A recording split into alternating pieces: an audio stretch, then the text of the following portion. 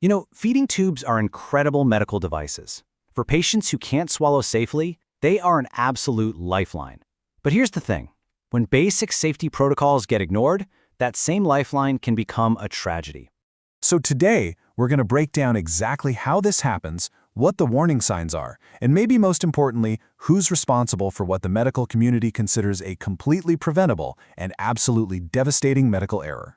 In fact, that's the official classification for a misplaced feeding tube. It's called a never event.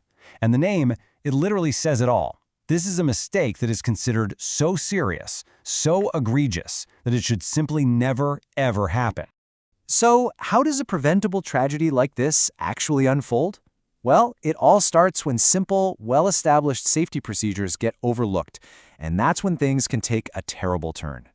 By far, the most common and catastrophic mistake is something called respiratory insertion.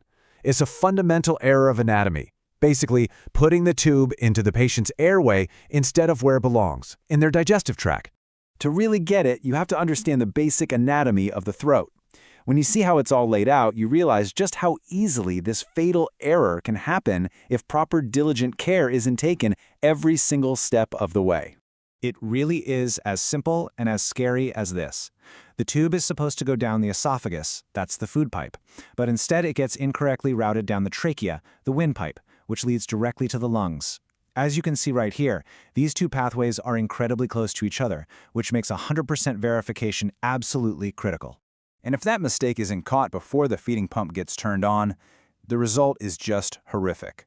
The source material we reviewed describes it as a dry drowning. The liquid formula literally floods the lungs, suffocating the patient from the inside out. And while going into the lungs is the most common fatal error, believe it or not, it's not the only one. Other serious misplacements can happen, like punching through the stomach wall into the abdomen, accidentally inserting it into a blood vessel, or in really rare cases involving head trauma, even into the brain. So how can this possibly be caught?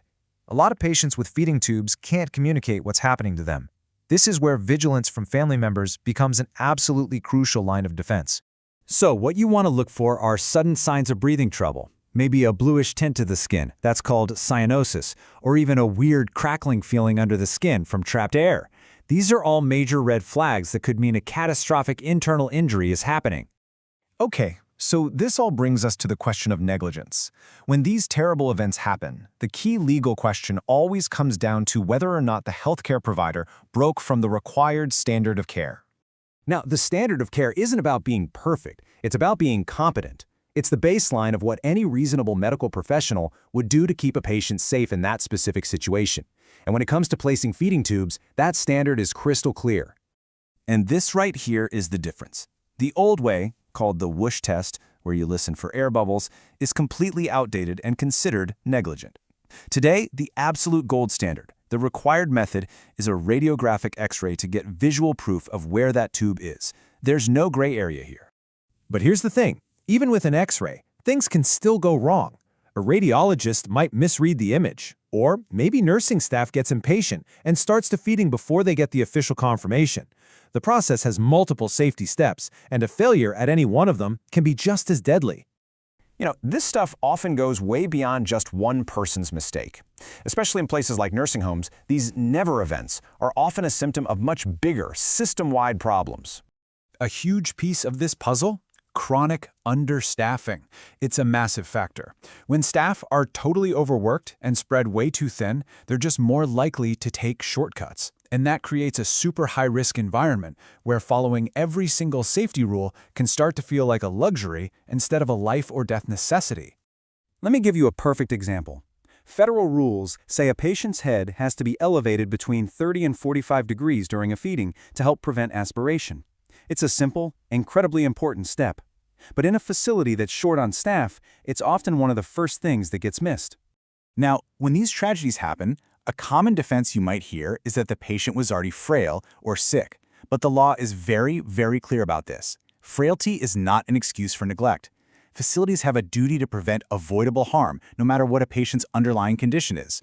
And that's why holding these facilities accountable is about so much more than just getting justice for one family. It's about forcing the entire system to change, to fix their broken protocols, to improve staffing, and ultimately to protect the next vulnerable person who comes through their doors. And so that leaves us with this final, really critical question. When a medical error is known to be almost entirely preventable with simple, established rules, is the responsibility only on the one person who made the final mistake, or does it belong to the entire system that allowed it to happen in the first place?